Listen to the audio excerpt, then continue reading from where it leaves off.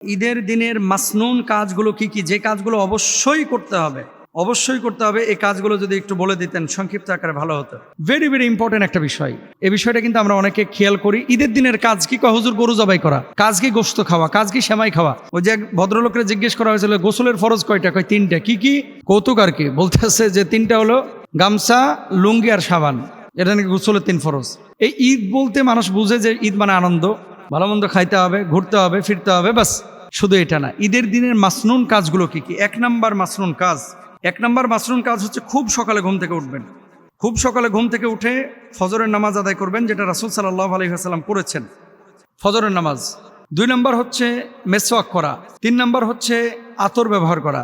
4 number হচ্ছে মসজিদে গিয়ে জামাতে নামাজ আদায় করা। 5 নাম্বার হচ্ছে এক রাস্তা দিয়ে ঈদগাহে যাওয়া আর আরেক রাস্তা দিয়ে ঈদগাহ থেকে ফেরা। এটা কিন্তু সুন্নাহ।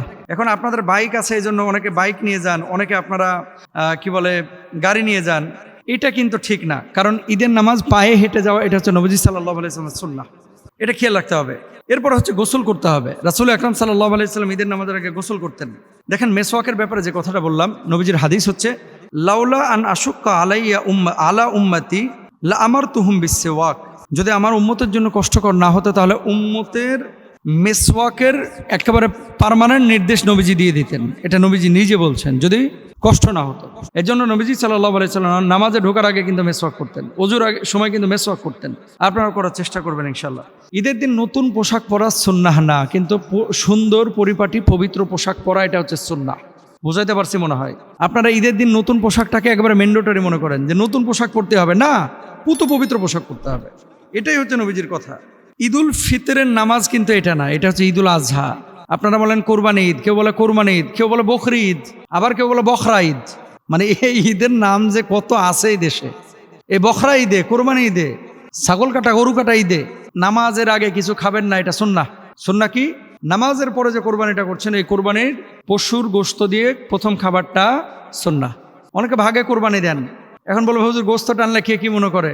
আরে বাবা, অ্যাটলিস্ট 5 পিস করে, 5-7টা 35 পিস আপনারা আলাদা করেন না, অথবা আধা কেজি করে আলাদা করে নিয়ে রান্না করেন না। অনেকে এমনভাবে মনে করে বাপ রে বাপ, এখান থেকে এক টুকরা গোশত তোলা যাবে না, মানে যতক্ষণ দাড়ি পাল্লা দিয়ে আসরে আগে না মাপা হবে। কে বলছে আপনার এইসব? বুঝেন না, সোজেন না। অনেক মানুষ এগুলো বুঝে না।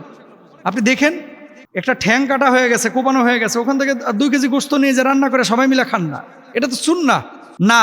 ওই চাচা আসরের আগে মাপবে, মাপার পরে তারপরে গোশতের উপরে যখন মাছি বসবে এরপরে নিয়ে যে রান্না করবে। কোথায় পেয়েছেন এগুলা?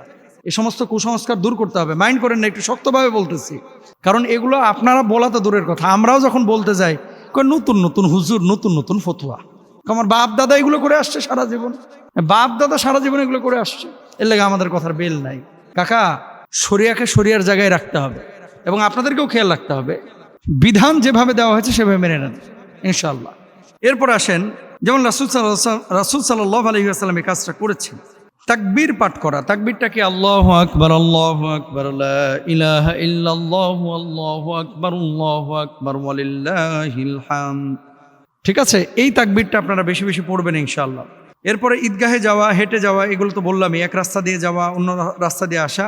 খুতবাটা মনোযোগ দিয়ে শোনা। ঈদের নামাজে খুতবা চলতেছে, পেছনে বসে বসে মোবাইল টিপবেন, জায়েজ নাই। খুতবা চলতেছে, অনেকে আপনারা কি করেন, ওই কালেকশন শুরু করেন।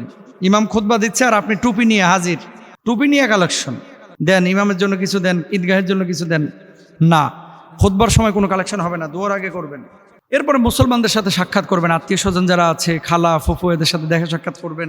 হারাম কাজগুলো থেকে বাঁচতে হবে, গান বাজনা থেকে বাঁচবেন, বেপর্দা চলাফেরা, অশ্লীলতা, অপচয়।